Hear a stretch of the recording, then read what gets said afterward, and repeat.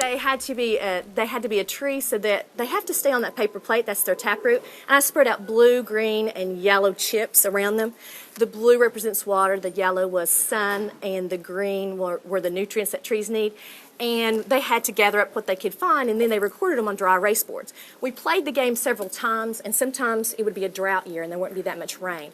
So they had to collect, and we would compare their charts of how much rain they got this year, how much rain they got last time. And we talked about, what if we don't get enough sunlight? What if trees don't get enough rain? And then the very last time we played it, I pushed them all together in a clump, like they weren't spread out enough, and then put the chips around, and they had a very difficult time, and they talked about how, trees have to be spread out in order to get everything they need. Thank you. Two of the other activities that we're doing, students in my grant, it was the students will grow plants in the Lighthouse, and they did. If you'll click, you'll see the picture. We have a Lighthouse. This is one of the best purchases I made with my money. It's about $125, $150 Lighthouse, and they grew Wisconsin fast plants. They also wrote about those fast plants. It came with a journal, and so we take them out and we observe them every few days, and we tell what we did with them, measure them, and look at how they've changed. And this is the day that we thinned the plants out. They actually, too many grew in each little section, so they got to thin them out. So they actually got really up close with the roots and the different parts of the plant. And this is the best part. It came with dried bees, and we glued the bees to sticks, and they pollinated their own. These Wisconsin fast plants have to be pollinated. They're not self-pollinated. So they actually took the bees and pollinated to make sure that the seeds would grow, the seed pods, and they have. And then this is the root view. I wasn't as impressed with this piece, and neither were the kids. Yeah, it's great. They can see it, but it does show how the roots change their environment, how they grow down. But the Wisconsin fast-growing plants were really the biggest hit there.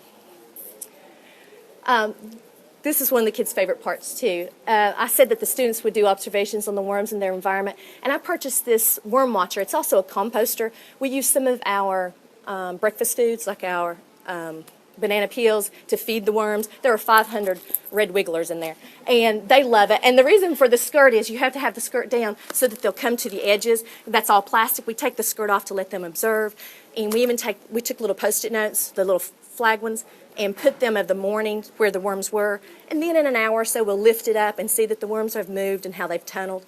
And you see the kids right here, they're taking the moisture. They're making sure it's moist enough for the worms because they know that that's one of their needs.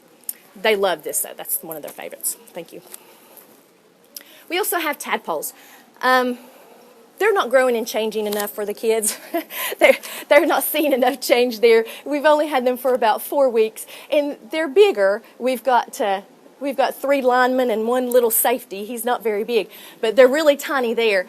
And they were very concerned about him, so they talked about, why is he smaller, Miss Varney, than the other 3? And so they discussed, well, maybe he's not getting enough food. Maybe the other 3 are. So we actually moved him to another area. He really didn't get that much bigger, and they decided he might be too lonely. So we put him back. So they're all growing, but they are recording. You can see their frog life cycle book. They're actually recording. And you can't see it very well, but it's really nice. I got it online, and they get to darken in which stage the tadpole is in and draw it, and then tell what they observed.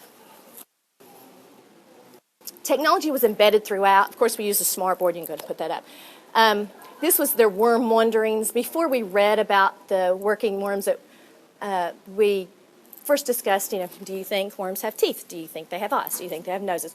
That kind of thing. And then we read the informational story, and then they got to see that they didn't have teeth and the things that they thought they may have. We also have iPads. I was fortunate enough with this grant. I got 3 iPads, and I wasn't sure that would be enough, but it's really the perfect number in my small group centers. They've been watching plant videos from TeacherTube, and we've also been, if you'll click the next one, we've also been taking pictures. We're in a unique situation. We're building for a school, so that impact part of how humans are having an impact on their surroundings, on the environment. This has all been clear cut. This was all trees and forest when we started the school year.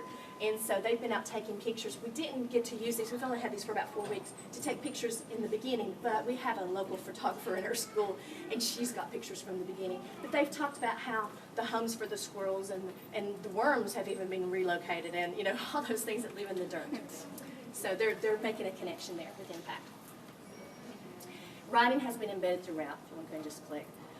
They've been writing about parts of trees. They've been writing about the needs of trees and the plant observation book. And then you can see here, we have to do a little bit of scaffolding sometimes in kindergarten. They're writing about worms, and they had to write 2 sentences, and they needed some, they really want to spell everything correctly. And so we give them a few words, like an anchor chart for them so they can write. And they did a really good job, though, telling what they know about worms. Now, this is still to do. Our engineering piece, we're going to build a butterfly habitat. We just got our caterpillars in on Thursday.